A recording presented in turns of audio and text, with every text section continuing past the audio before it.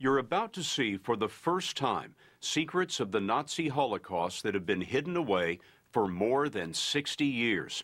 We're not talking about a missing filing cabinet. We're talking about thousands of filing cabinets holding 50 million pages. It's Hitler's secret archive. The Nazis were famous for record keeping, but what we found ran from the bizarre to the horrifying. This Holocaust history was discovered by the Allies in dozens of concentration camps as Germany fell in the spring of 1945. The documents were taken to a town in the middle of Germany called Bad Arolsen, where they were sorted, filed, and locked away, never to be seen by the public until now. The storerooms are immense, 16 miles of shelves holding the stories of 17 million victims. Not only Jews, but slave laborers, political prisoners, and homosexuals. To open the files is to see the Holocaust staring back like it was yesterday. Strange pink Gestapo arrest warrants as lethal as a death sentence. Jewelry lost as freedom ended at the gates of an extermination camp. Time stopped here in 1945. We walked through the evidence with Chief Archivist Udo Joost. He showed us this list of 1,000 prisoners saved by a factory owner who told the Nazis he needed the prisoners' labor. This is Oskar Schindler's list, made famous by the Steven Spielberg movie. Here are the 700 men and the 300 women whose names were on Schindler's list. Esther Friedman, Rosa Friedrich, Raina Ferber, the people of Schindler's List. We also found the file of Frank, Anneliese Marie, better known as Anne Frank. It's her paper trail from Amsterdam to Bergen-Belsen, where she died at the age of 15.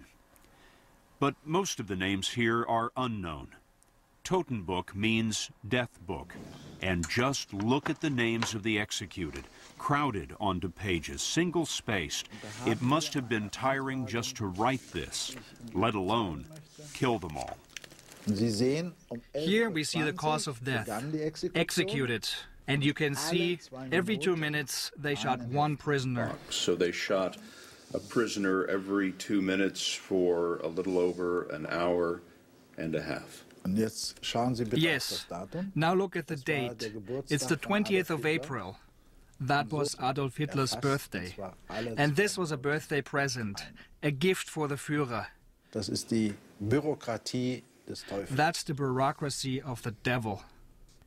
The devil is in the details, the smallest details.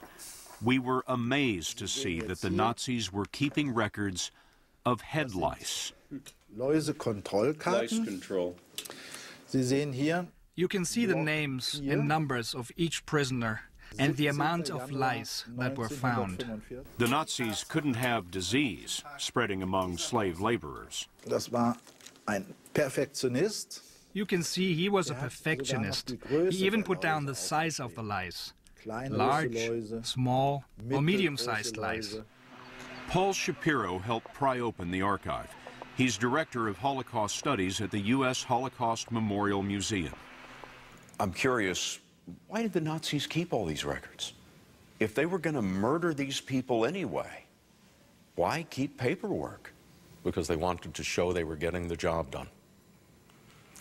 So in terms of people whose destiny was to be murdered, recording how well that was being done was very important. And those records make up the largest Holocaust archive anywhere. Run by the Red Cross, the International Tracing Service, as it's known, was set up after the war to trace lost family members. Survivors could write for information, but there was a backlog of 400,000 unanswered letters, and neither survivors nor scholars got past the lobby. What was the stated reason for keeping these documents out of the public eye for more than 60 years? So a respect for the privacy of individuals was the most often cited reason. On the one hand, you had governments stating we're protecting people's privacy. And on the other hand, you had those very people saying, no, no, we want the material to be open. When Germany, last spring, became the last of 11 countries to agree, they began the process of opening the archive. It'll take about a year. But we brought these men to Bad Arolsen for an advanced look. Walter Feiden, Mickey Schwartz, and Jack Rosenthal are the first Holocaust survivors ever in the archive. Schwartz of San Diego was 14 when he watched his parents herded to the gas chambers at Auschwitz, and then later was forced to sign himself in at Buchenwald. Can I touch it? Please, yes, absolutely. In a sense, it's yours. Thank you. It's Nicholas Schwartz. That's my writing.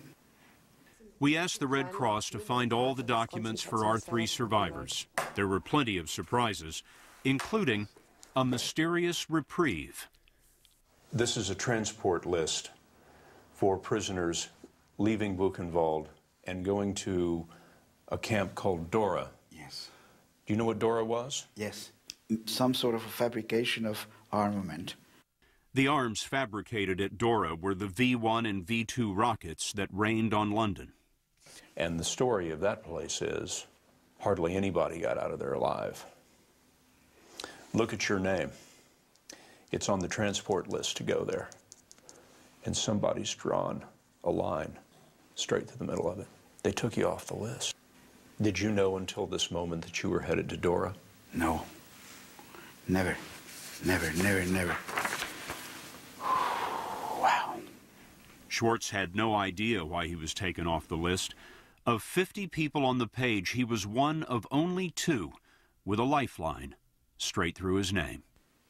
I'm sort of, yes, I'm shaking. I'm scared right now. Looking at that paper makes you scared right now. Right now it makes me think back, and I'm living like there is this 14-year-old youngster, and they wanted to kill him.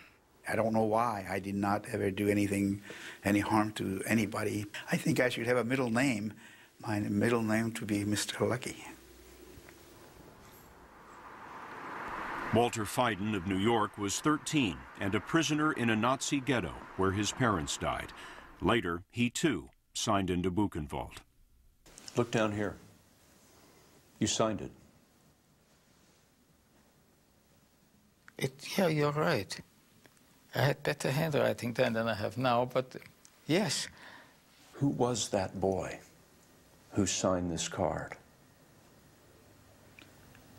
A young, actually teenager, who had gone through a great deal, become less trusting of what's told to him.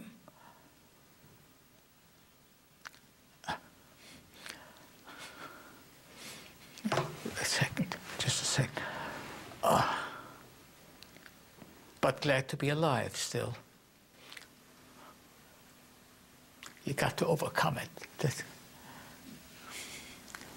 You have to overcome what? The breaking down. Because that's one thing we never did in the camp. We never wanted to break down in front of some SS men and give him the pleasure of seeing us breaking down. How do you stop yourself from breaking down? I chew my lip. Have you noticed it? The lower lip. And that's what you did in the camps? Oh, yes. Oh, yes. And you have to swallow after that. That helps also. This card carried his barracks number, 66, and that number alone opened his memory. How many people would have been in Block 66? 1,000. 1,000? Oh, yeah. That's correct. That's correct. Oh my God, what just popped into my mind. Between each block, there was a trough that you could urinate in, and I can see it now. And the block manager or whatever felt that this person is just about dead. We put these near-dead people into that trough that other people urinated into and let them die in those things.